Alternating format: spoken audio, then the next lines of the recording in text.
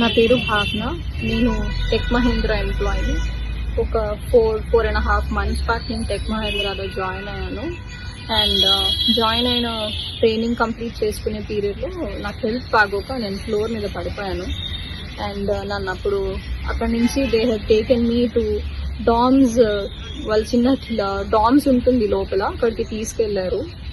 అక్కడి నుంచి వాళ్ళు నన్ను మల్లారెడ్డికి షిఫ్ట్ చేశారు.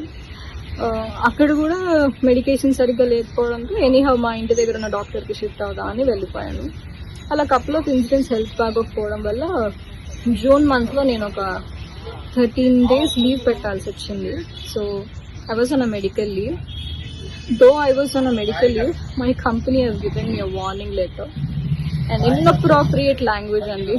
సో నేను ఇంట్లో బాగోనప్పుడు while my husband was contacting the company, వాళ్ళు చెప్పారు you are nowhere related to the company, మీ హస్బెండ్ ఎలా మాట్లాడతారు, you should tell that what happen to you అని. సరే నేనే కాల్ చేసి చెప్పాను, I got back to work and all of that.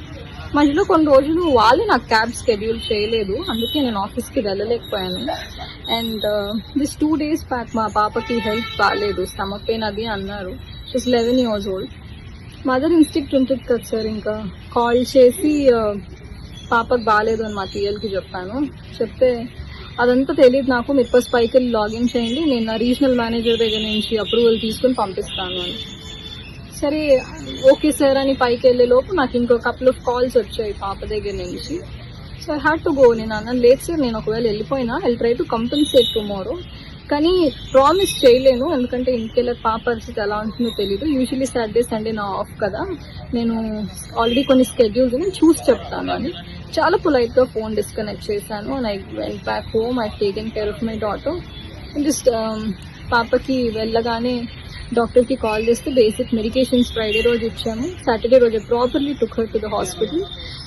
Urine blood scanning అంతా చేశారు. రిపోర్ట్స్ సాటర్డే కదా, సో సాటర్డే నేను వెళ్ళేసరికి లేట్ నైట్ అయిపోవడంతో రిపోర్ట్స్ ఇవ్వలేదు. So Sunday that hospital radiologist was in working.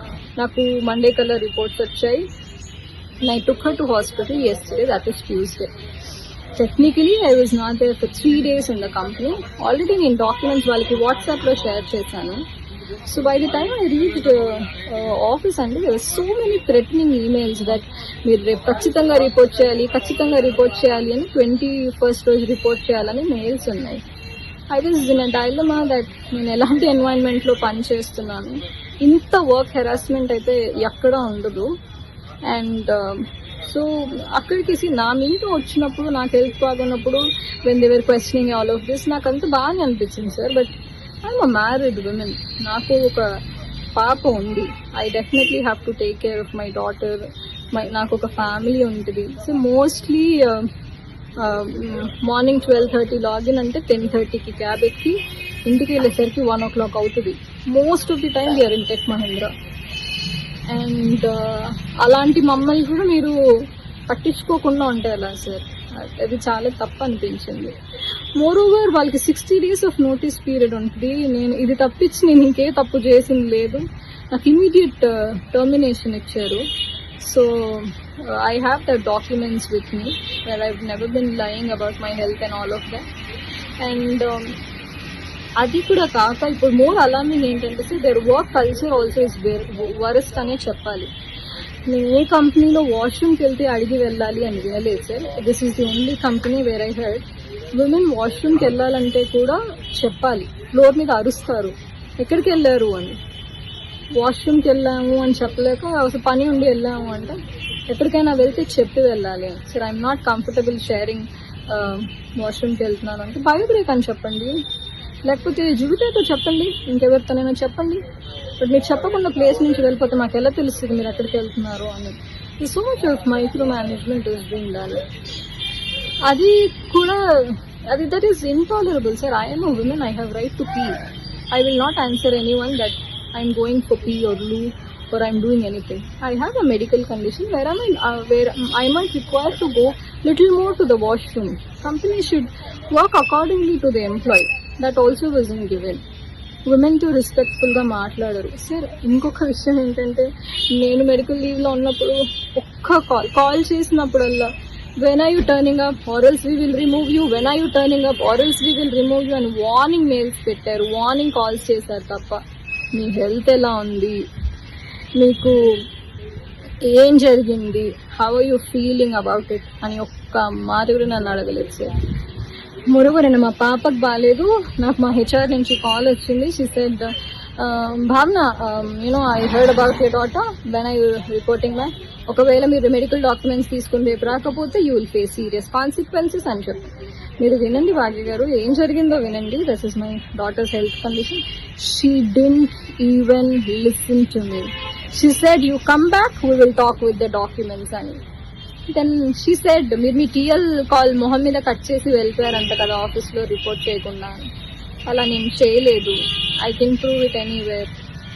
And so కనీసం మీ పాపకి ఎలా ఉంది, మీరు ఎప్పుడు కల్లా రాగలుగుతారు అని కూడా నన్ను అడగలేదు సార్.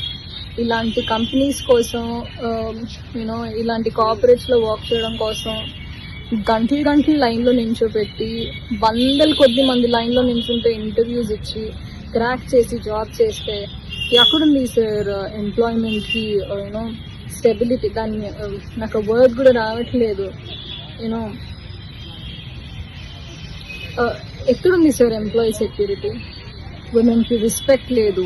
విమెన్ ఎంప్లాయీస్ అంటే ఫ్లోర్ మీద నించుని అరిసి మాట్లాడతారు, క్యాబిన్ కాన్వర్జేషన్స్ ఉండవు.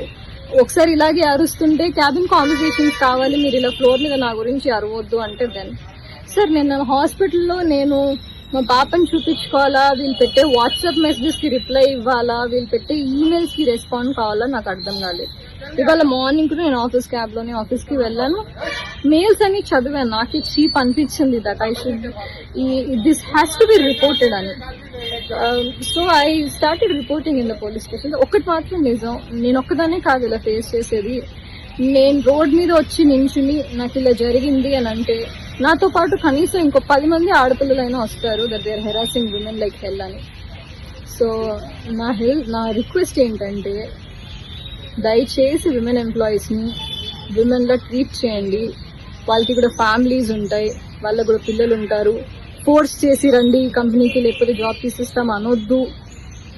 అండ్ మెడికల్ కండిషన్లో ఉంటే మాకు హెల్త్ ఇన్సూరెన్స్ ఉంది, హెల్ప్ చేయమంటారా, ఇంకేదైనా కావాలా అని హెల్ప్ చేయడానికి ట్రై చేయండి. ఎందుకంటే more women will come forward to work if the environment is good. బోర్డ్లో గ్రేట్ ప్లేస్ టు వర్క్ అని వేసుకోగానే గ్రేట్ ప్లేస్ టు వర్క్ అయిపోతుంది sir. Women have to be respected.